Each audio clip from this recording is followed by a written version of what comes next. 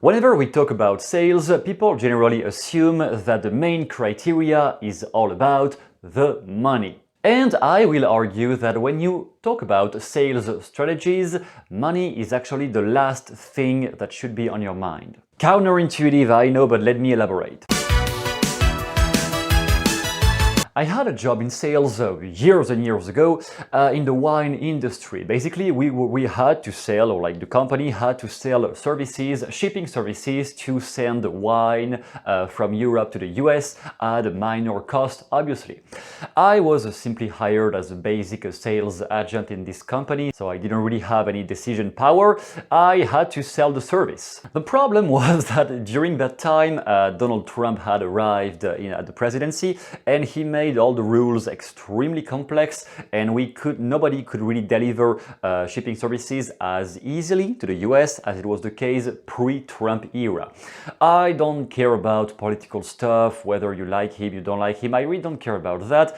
I'm just here to explain that in any case, in this moment, for outside countries, for this type of service, it was very difficult.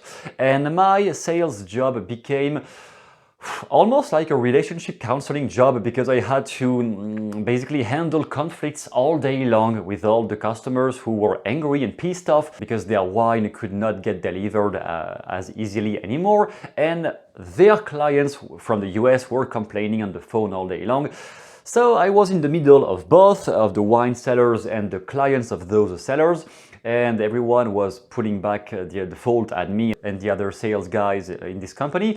And it was a pretty interesting adventure, to say the least. And despite this situation, I still had to knock on the doors of the wine sellers in this country to still make the sales, which was why I was initially hired. It was pretty difficult, and as I used to think you learn in the field, you don't really learn that much in books. You can learn a piece of theory in books, but then you have to apply it in real life to really test and see how you can use it.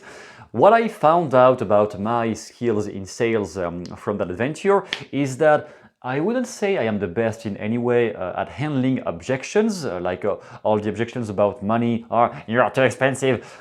I'm not really the best at handling that, at least I was not back then, but I found out I was extremely gifted at matching emotionally the emotional state of my interlocutor. Whatever state they were into, whether they were sad, bored, envious, they had some jealousy, they were angry, I could match that state, not even consciously. I could match that state with my voice, with my voice tempo, with my physical behavior right away, just entering the shop. And I didn't even know I was capable of doing that until I challenged myself into this job. But also I had worked a lot on my rapport skills when I practiced in hypnotherapy before that. So maybe this was the reason why I got so talented with matching and mirroring somebody else, even on the unconscious level. And curiously, that was the one skill that allowed me to land a very great deal, a very great sale later during the year. Because since all those honest wine sellers were disappointed and were sometimes angry and really upset and tired of having to handle so many complaints of their clients, I could match their disappointment at the very first second I was interacting with them. And some of them didn't care anyway, but one of them specifically really appreciated that I showed empathy for what he was dealing with, for all the mess he was dealing with his like 200 plus clients who were complaining to him every day on the phone, when I didn't receive my wine, you are just a scammer, blah, blah, blah. And having somebody to talk to just made him experience some relief, I guess. The result was he wanted to hire the company I was working for, but he only wanted to speak to me. He didn't want to speak to the boss, except for like really technical financial details. But outside of this, he didn't want to speak to anyone else. He wanted to speak to me. That deal brought, I think, something like $40,000 in pure profits to the company, on which I didn't get any commission because I was not being paid with a commission. At that job I had a fixed salary. Yep, bad news, but hey, you learn from experience. That is the best conclusion I can find about this. But so that guy just kept chatting with me, and even though he was facing lots of conflicts in his with his own clients, with his own delivery, when he was talking to me, he was relieved. I found out, to me at least, it is a much healthier way to sell things to people by building a relationship rather than trying to hard close somebody by all means and trying to show them how a piece of shit they are if they don't buy. I don't really believe in that method for long-term positive business practices. I think it is better to conduct gentle relationships with the people you sell to. It is providing, in my opinion, better benefits. Long story short, obviously I ended up leaving the company.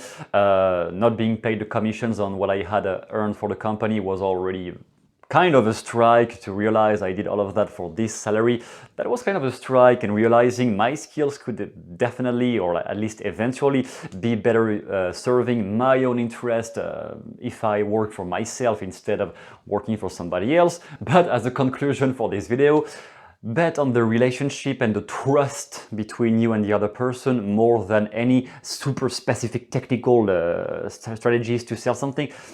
Whether it is about sales, about coaching, about negotiation on anything or relationship issues, the more trust you can build with the person, the less resistance there will be anyway.